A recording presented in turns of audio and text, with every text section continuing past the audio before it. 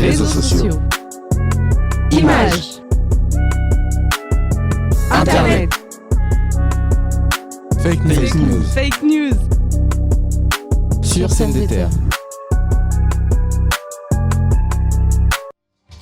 Ici Mario sur Scène des Terres. On se retrouve aujourd'hui pour une chronique avec mon collègue Théo. Merci et notre cher invité. Merci Mario pour cette introduction.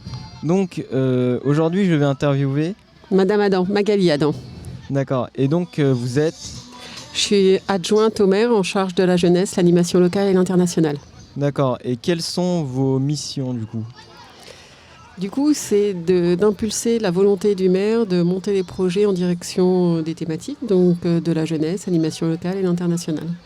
Et donc je suis élue en charge notamment de scène d'été, de l'organisation de scène d'été. Donc on propose et les services organisent et on propose tous ensemble, on travaille tous ensemble pour offrir une animation comme ça à tous les Elbeviens qui partent pas en vacances.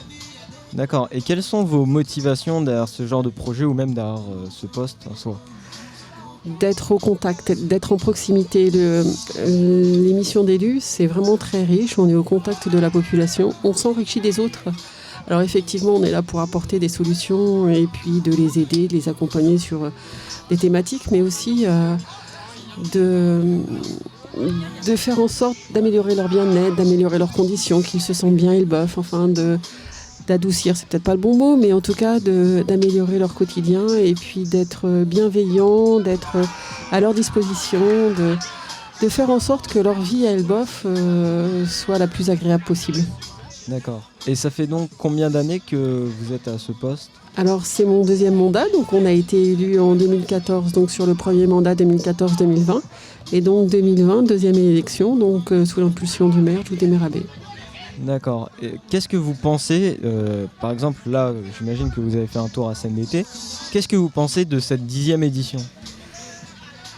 Très riche comme les autres. Enfin, ce qu'on aime, c'est entendre le récit du public qui vient et qui se régale et qui profite d'animation. Donc, il faut savoir quand même que Scène d'été, c'est ça dépend des années, mais entre 14 et 15 000 personnes sur toute la durée, qui foulent les pelouses du champ de foire. Donc pour nous, c'est de se dire que chaque année, on essaie d'améliorer. Donc on améliore la scénographie, on fait appel à des associations pour nous accompagner dans la scénographie, dans la construction. Par exemple, là, j'ai passé un bon moment sur un stand qui est tenu par une association Pulsar. Donc sur le consommer autrement, sur le gaspillage alimentaire, enfin sur des tas de thématiques de développement durable. Et du coup, c'est de s'enrichir, c'est de permettre aux Elbeviens de passer du bon temps. Donc forcément, on se réjouit d'une animation comme ça, on sait que ça plaît. C'est beaucoup d'énergie et puis beaucoup de bénévoles. Mais c'est une manifestation à laquelle on tient beaucoup. Et pour la petite histoire, donc Scène d'été, c'est entre la fin de l'année scolaire et le 14 juillet. Il y a 2 ans, donc, à cause du Covid, on n'a pas pu organiser Elbeuf sur Scène d'été. Et donc, on avait organisé des quartiers d'été. Donc, c'était des animations dans des quartiers un peu à cette image-là, sauf que c'était beaucoup plus petit dans des quartiers. Et en fait, on s'est rendu compte que ça plaisait tellement bien que l'année dernière, pour la première année, et donc cette année encore, en fait, il y a les deux. Il y a Scène d'été, donc là jusqu'au 13 juillet. Et après, sur 4 mercredis, il y aura quartier d'été. Donc vous pouvez retrouver les dates sur le site de la mairie, où il y aura des cinémas de plein air et d'autres animations. Donc je le redis encore parce qu'il y a vraiment une large population qui ne part pas en vacances. Et donc c'est leur permettre de passer un bel été sans pouvoir partir en vacances. D'accord, donc vraiment, le fait de rendre les gens heureux, c'est vraiment le maître mot de... Forcément, c'est notre satisfaction, en effet. D'accord.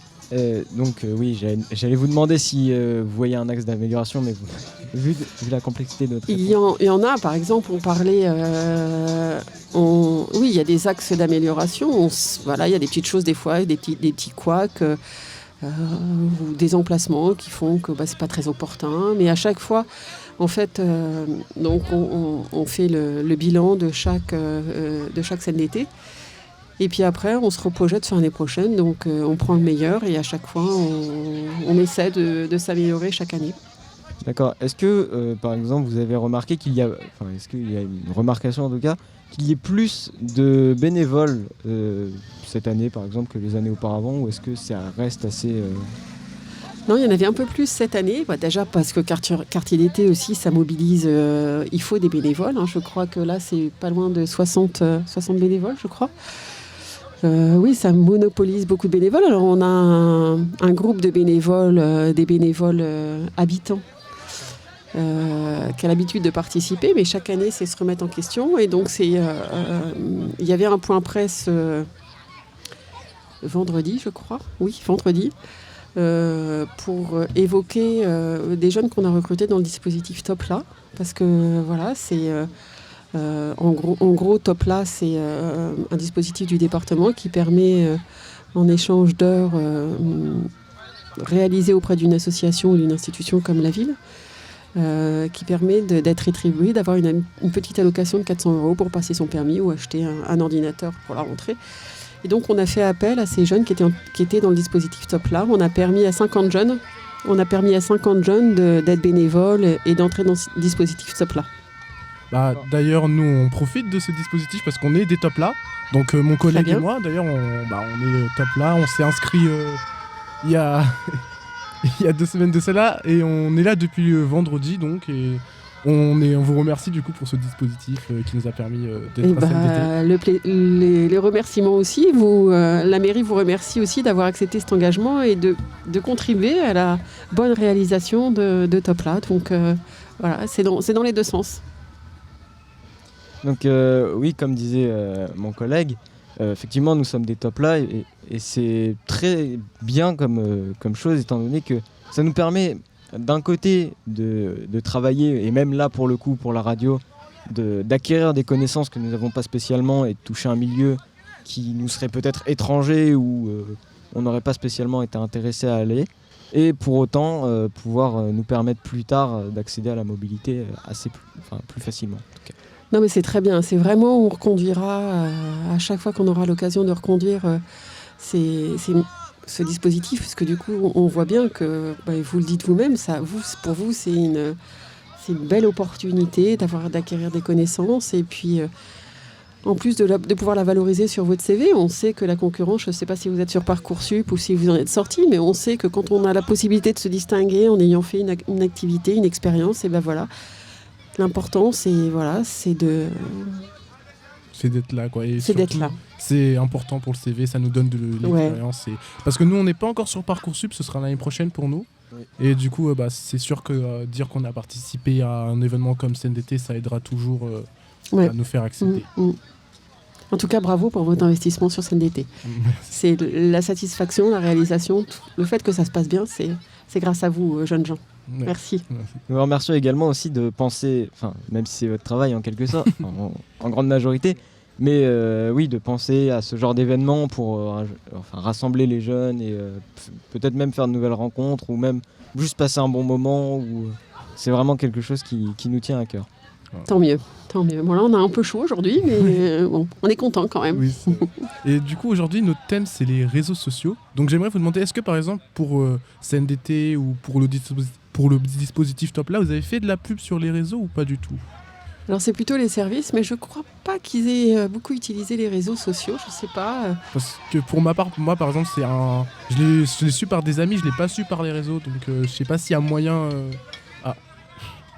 S'il y a un moyen d'améliorer, par exemple, c'est une proposition comme une autre, mais d'être un peu plus visible sur les réseaux sociaux, ça aiderait, je pense quand même. Peut-être que c'est une lacune. C'est une lacune de notre fonctionnement, et vous avez raison. Peut-être s'interroger pour qu'on soit davantage.